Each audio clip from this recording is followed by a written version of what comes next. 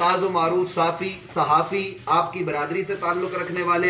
Anchor person, सब इनको जानते हैं। मेरे भाई मोहतरम जनाब उवैस रब्बानी साहब तशरीफ़ फरमा है, चौधरी इम्तियाज़ साहब तशरीफ़ फरमा है, और इसी तरीके से अल्लामा नज़ाकत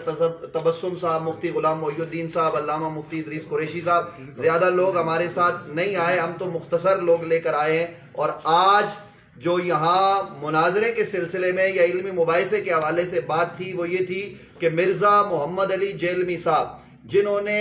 बहुत अरसे से जो है ना वो सिलसिला शुरू कर रखा, वो मुफ्ती साहब आपकी खिदमत में अर्ज करेंगे तमाम चीज़ें।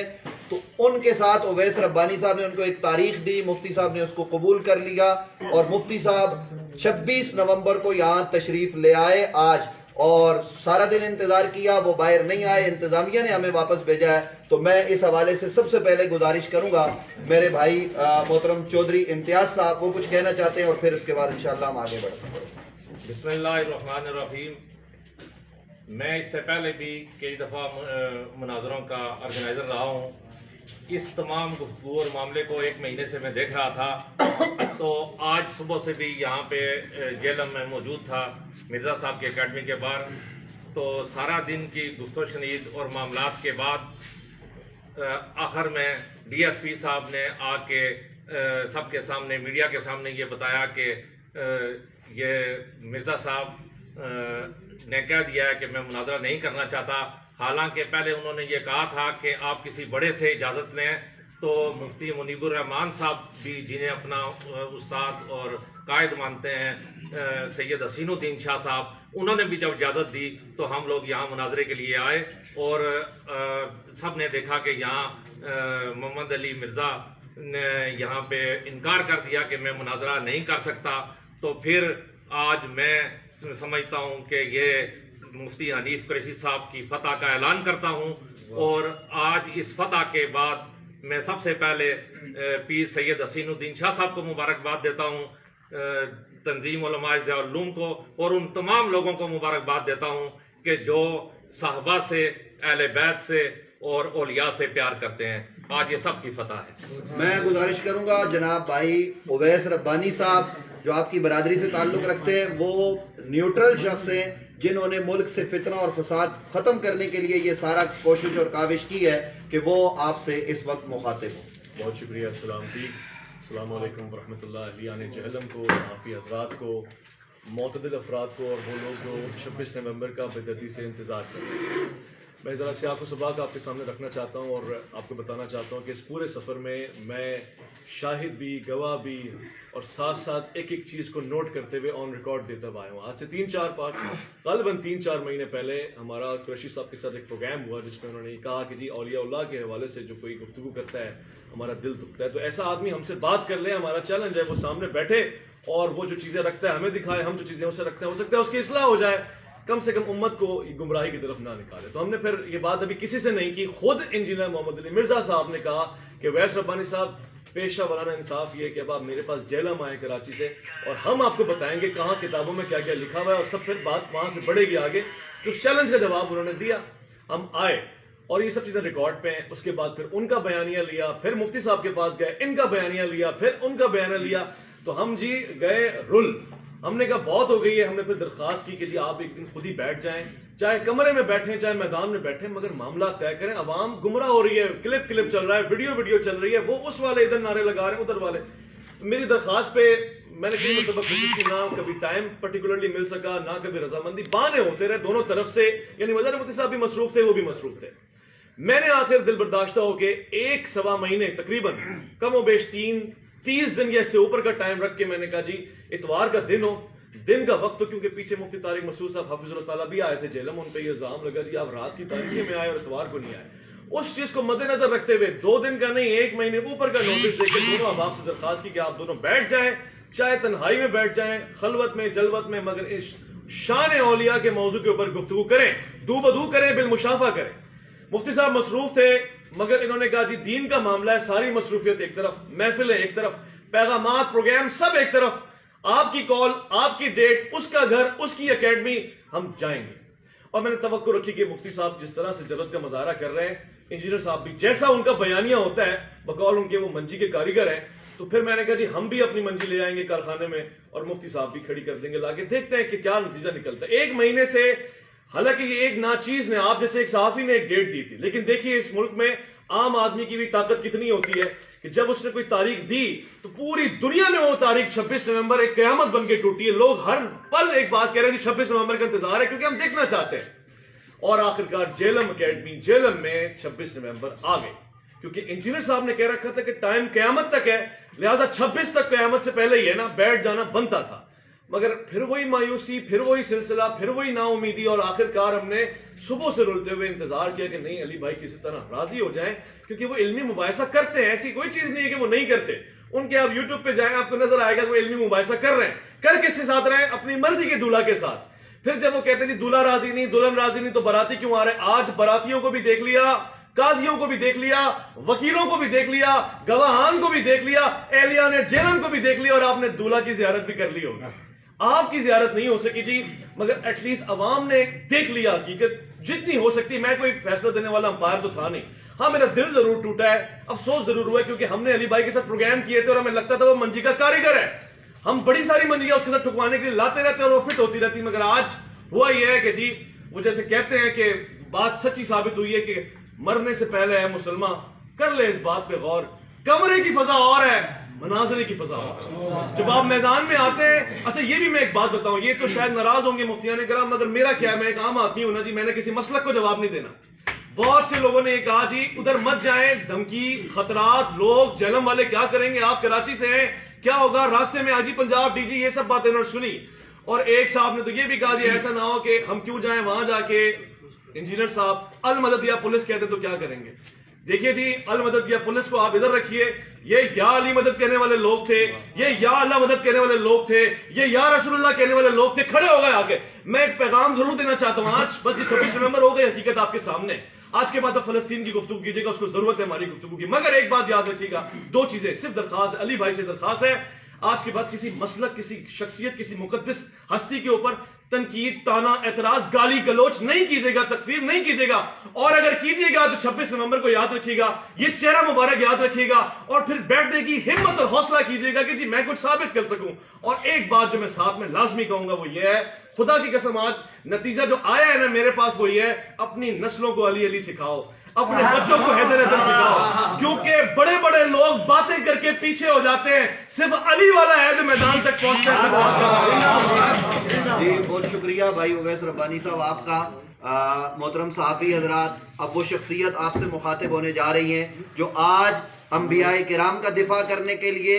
جو آج صحابہ کرام، اہل بیت اطہار، اولیاء اللہ کا دفاع کرنے کے لیے یہاں پر موجود تھے، اور ایک مسلک کیا تمام مسالک کے لوگوں نے ان کو خوش آمدید کہا اور ہر طرح کی حمایت کا یقین دلایا۔ یہ رات مجمع نہیں لائے، اگر چاہتے تو آپ سب جانتے ہیں کہ ہزاروں لوگ ان کے ساتھ 2 گھنٹے کی کال پر بھی جمع ہو سکتے تھے، لیکن انہوں نے جمعے میں بھی کہا، کل بھی کہا کہ میں لوگ لے کے نہیں جا رہا، میں تو اکیلا جا رہا ہوں، ہماری تلاشی لے لی جائے، کوئی اسلحہ نہیں ہوگا۔ مفتی حنیف قریشی صاحب اس حال میں یہاں تشریف لائے ہیں اور آپ سب نے دیکھا ہے۔ اب میں گزارش کروں گا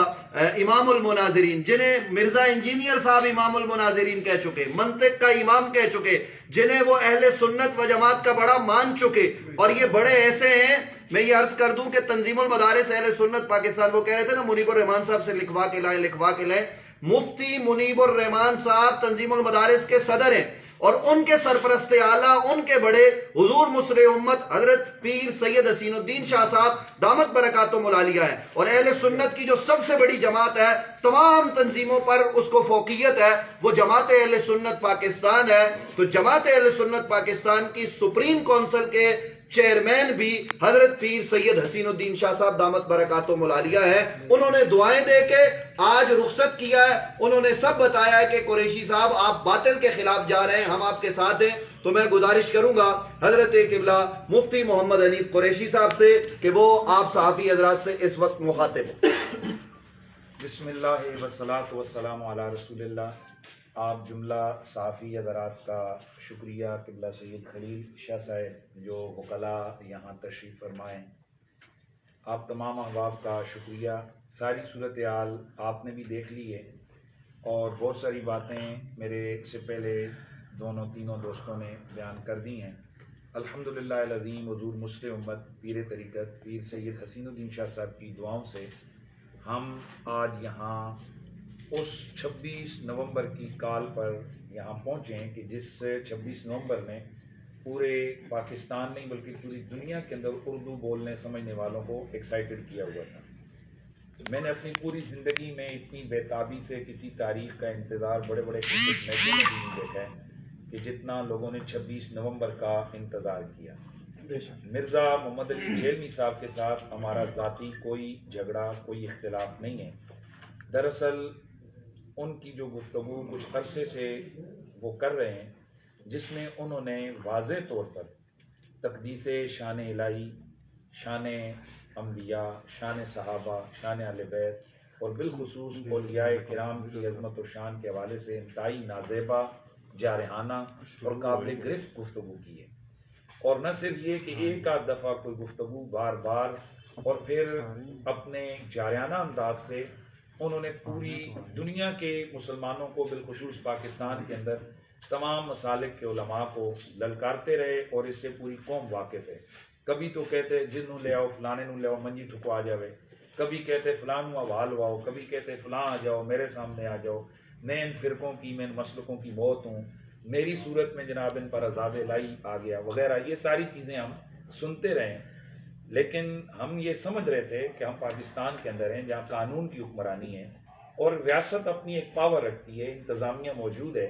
اور یہاں ہوتا یہ ہے کہ کسی مسجد کے اسٹیج پر کسی مسلک کے کسی فرقے جماعت کے خلاف کوئی عالم دین جارحانہ گفتگو کرتا ہے تو اس کے خلاف فوراً قانون حرکت میں آتا ہے۔ محض ایک ڈائری کے اوپر پرچہ ہوتا ہے اور جناب وہ حضرت صاحب جیل چلے جاتے ہیں۔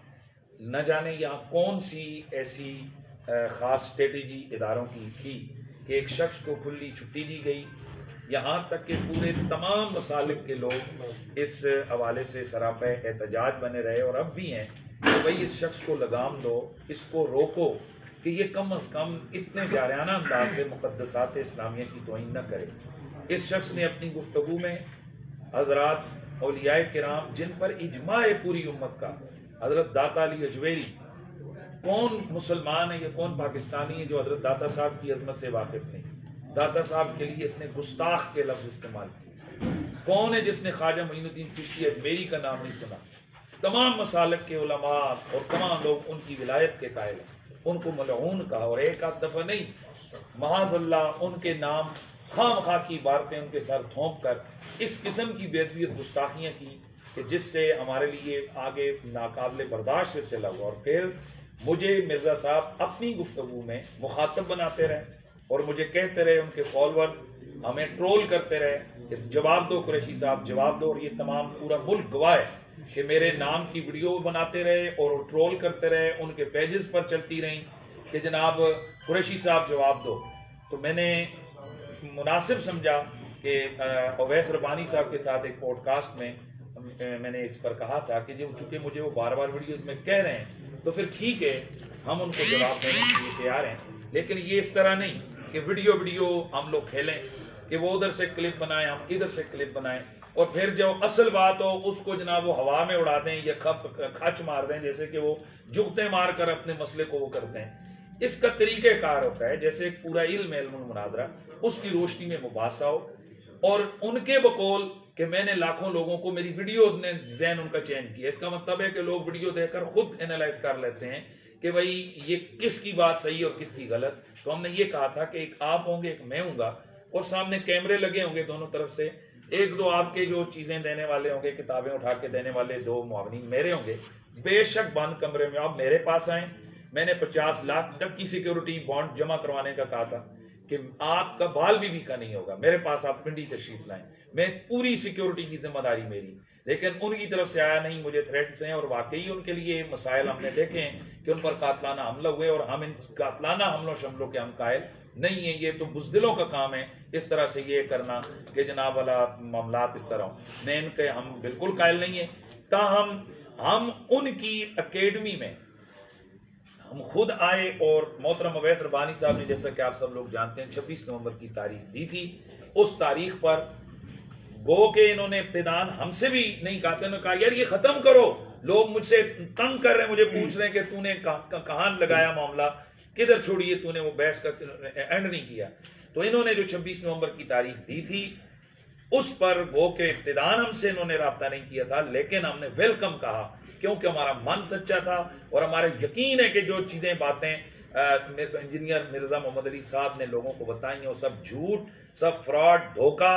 اور بے شمار چیزیں انہوں نے الزامات لگائے ہیں اولیاء کرام پر. اور اسی لیے ہم آج آئے تھے کہ وہ ہمارے سامنے بیٹھیں اور وہ اپنے موقف کو ثابت کریں. تو انشاءاللہ میں نے یہ اعلان کیا تھا کہ میں ان کا فالوور بن کے اٹھوں گا, اسٹوڈنٹ بن کے اٹھوں گا, اور میرے ساتھ جو لاکھوں لوگ پوری دنیا میں وابستہ ہیں وہ سب ان کے مرید ہو جائیں گے, وہ سب ان کے ساتھ چلے جائیں گے. اور لیکن آپ نے سب نے دیکھ لیا کہ جیسے ہمیں سارے لوگ کہہ رہے تھے کہ یہ مرزا صاحب فرار ہو جائیں گے, اور بالکل آپ کے سامنے کہ آج مرزا صاحب باوجود کوشش کے ہم نے ان کے تمام راستے بند کیے ہیں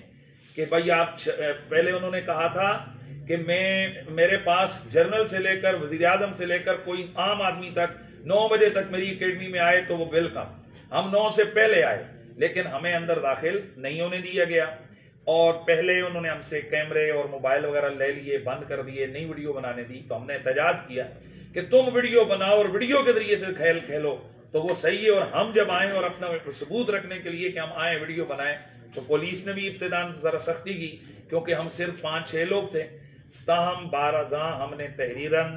اور بار بار کی ان کے لوگ آئے, ان کو بتایا, مرزا صاحب کو بتائیں, تحریر لکھ کر دی کہ یہ ان کو دے دیں, ہم نیچے کھڑے انتظار کر رہے ہیں. پھر ضلع کی انتظامیہ وہاں پہنچی, ڈی ایس پی صاحبان, ایس ایچ او صاحبان, پوری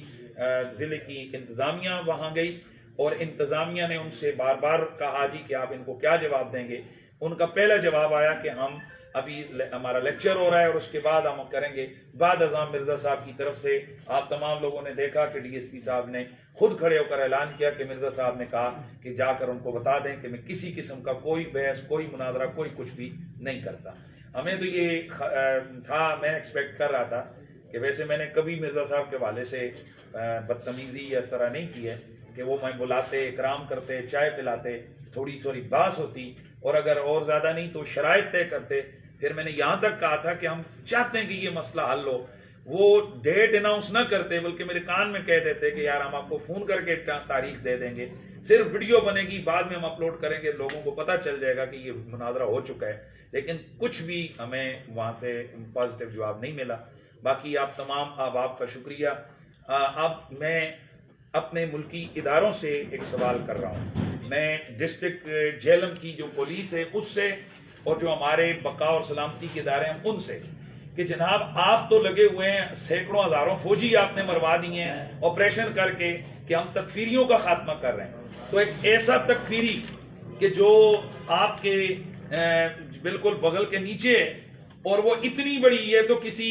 آپ کے جنرل کرنل کو کافر کہہ رہے ہیں, اور وہ تو خواجہ غریب النواز کی تکفیر کر رہا ہے, وہ تو اولیاء کرام کی تکفیر کر رہا ہے, وہ تو صحابہ کرام کو بدماش کہہ رہا ہے, نہ جانے وہ کیا کیا بکواس کر رہا ہے. مطلب آپ کیا چاہتے ہیں, ہم کیا کریں, کیا مطلب ہم کیا کریں,